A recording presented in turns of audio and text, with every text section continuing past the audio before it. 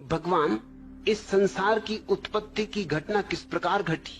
पृथ्वी पर पहले पुरुष आया कि स्त्री?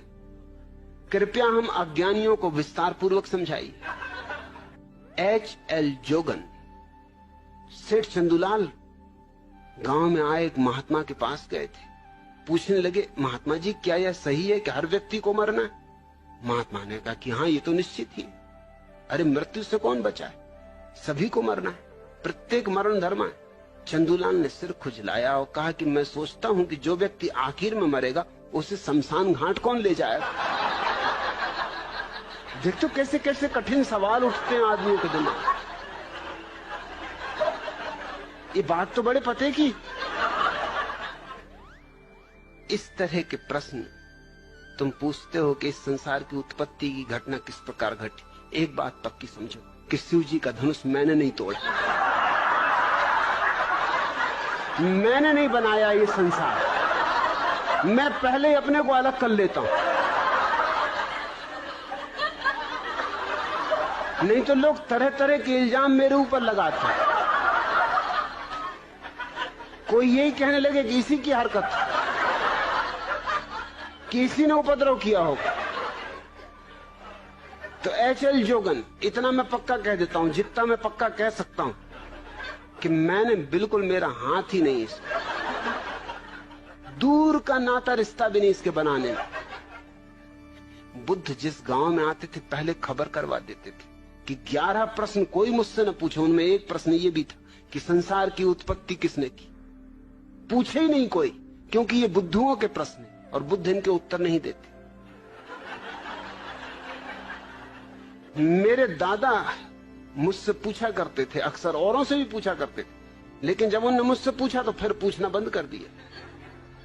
वो पूछा करते थे कि अक्ल बड़ी की भैंस। अब उनको कौन उत्तर दे? मुझसे एक दिन पूछ बैठे, मैंने कहा भैंस। उन्होंने कहा क्यों? मैंने कहा क्योंकि भैंस ये सवाल नहीं पूछती।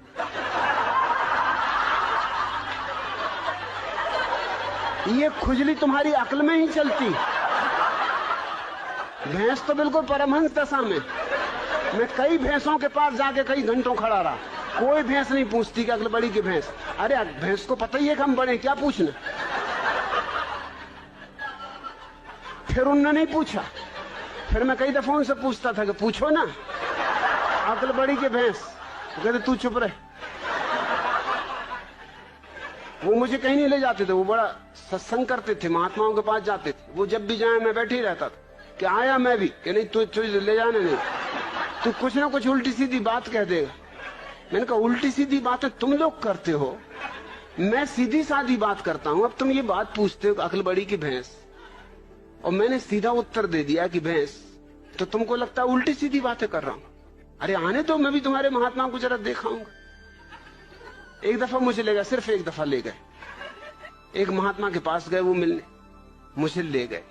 महात्मा की उम्र रही हो कोई 30 साल, मेरी उम्र रही होगी मुश्किल से कोई 15 साल, और मेरे दादा की उम्र रही कम से कम 60 साल। महात्मा ने उनसे कहा आओ बच्चा बैठो।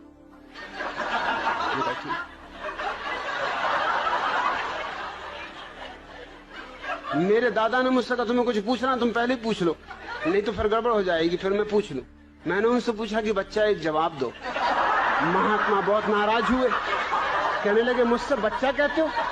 मैंने कहा तुम मेरे दादा को बच्चा कह रहे हरामजादे, 60 साल की उम्र के बूढ़े को बच्चा कह रहे, 30 साल के तुम हो, 15 साल का मैं हूं, तो कोई गणित में गलती कर रहा हूं? तुम बच्चा नहीं महाबच्चा हो। मेरे दादा ने मुझे फौरन बाहर निकाला, तू जा भैया, तू घर जाओ, कभी मेरे साथ मत आना। क्या बातें पूछ रहे हो? सृष्टि को किसने बनाया? जान भी लोगे तो क्या करोगे? क्या फिर से बनाना है? एक से ही मन नहीं भरा। अरे इतना ही जान लो कि अपना अज्ञान कैसे मिटे।